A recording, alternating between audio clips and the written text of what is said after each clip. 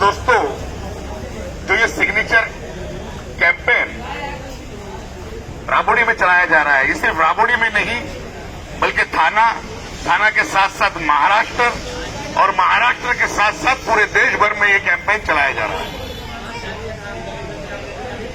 पिछले दिनों भाजपा की केंद्र सरकार ने आनंद फानन में एक अध्यादेश, एक बिल लाया जो किसान विरोधी ही नहीं, आम जनता के लिए भी घातक का सबब बन सकता है। जैसे कि आप जानते हो कि जिस दिन से ये हुकूमत अपने वजूद में आई है, बहुमत के जोर पर ऐसे ही उल्टे सीधे कानून को पास कर रही है। ये कानून में एक अमेंडमेंट किया गया है। अमेंडमेंट इस तरीका का कि जो खाद्य पदार्थ है, जो अति आवश्यक चीज है, जैसे कि रोजमर्रा की जिंदगी में लगने वाले गेहूं, चावल, दाल, तेल, इन सब के लिए उन्होंने बिल में अमेंडमेंट किया है कि कोई भी व्यक्ति, चाहे किसान हो या चाहे बड़ा उद्योगपति हो, वो उसको स्टोरेज कर सकता है, उसका भंडारण कर सकता है, जमा कर सकता है। इससे होगा ये कि किसान के पास तो कोई जगह नहीं है अपना अनाज रखने के लिए, वो तो खेती करता है, उसके बाद में मंडी में जाके बेचता है, दो पैसे आते हैं तो उसी से दूसरी फसल लगाता है। इससे होगा ये कि काला बाजारी बढ़ेगी। जो बड़े उद्योगपति है, जैसे कि दूसरे कानून में सरकार कह रही है कि हम कॉन्ट्रैक्ट फार्मिंग देंगे।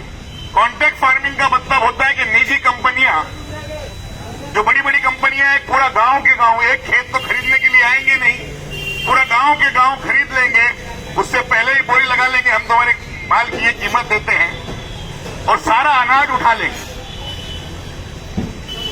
अब ये दोनों बिल को अगर मिला के देखा जाए, यदि मान लो जो बड़ी कंपनियां हैं उन्होंने माल के भंडार को जमा करके रखा, क्योंकि कानून उन्हें अधिकार दे रहा है जमा करने का, भंडारण करने का, स्टोरेज करने का, तो खुद ब खुद ये रोजमर्रा की लगने वाली वस्तुएं हैं, ये महंगी हो जाएंगी।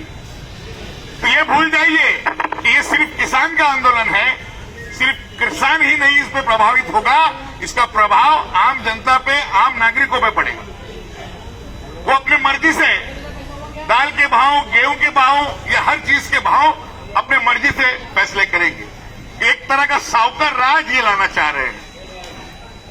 तीसरे बिल में वो एपीएमसी मार्केट एक्ट को खत्म करना चाहते हैं। जैसे कि हर जिले में एपीएमसी मार्केट दी गई है, मंडी दी गई है कि किसान जिले का मंडी में लाके अपने माल को बेचता है। 500 किस्म के वहां पर व्यापारी होते हैं, कामगार होते हैं, लेबर होते हैं। अगर एपीएमसी एक्ट खत्म हो गया तो उन व्यापारियों का क्या होगा, उन कामगारों का क्या होगा, उन मजदूरों का क्या होगा? ये सीधा सीधा ये मुल्क को निजी हाथों में सौंपने देने जा रहे हैं। इसलिए इस बिल का विरोध हो रहा है। हमें बढ़ चढ़कर हिस्सा लेना चाहिए, क्योंकि ये बहुमत के आधार पर ये सरकार तानाशाही पे उतर आई है। इससे पहले भी हमने देखा, मनमानी करके ये लोगों ने नोटबंदी की, मनमानी करके जीएसटी को लागू किया। ये मनमानी नहीं है तो क्या है? ये पागलपन नहीं है, मनमानी है। आज प्रधानमंत्री की पद की गरिमा को वो भूल चुके हैं। आप याद करो, जिस दिन ये सरकार चुन के आई थी, मोदी जी ने संसद में नमस्तक किया था, वहां पर माथा टेका था और लोगों से कहा था कि मैं आपकी सही दिल से सेवा करूंगा, मैं प्रधान सेवक हूं, मैं राजा नहीं हूं। मगर अब उनके जुमलों का असर ऐसा लगता है कि वो केवल प्रधानों की सेवा कर रहे हैं। उसके कुछ दिन बाद उन्होंने कहा कि मैं प्रधानमंत्री नहीं हूं, मैं चौकीदार हूं। ये मलाई तो चौकीदारी में मिल रही है, और मेरा तो दावा है कि चौकीदारी नहीं कर रहे हैं, ये भागीदारी है इनकी बड़े बड़े सेठों से। आज आर्थिक संकट में देश जूझ रहा है।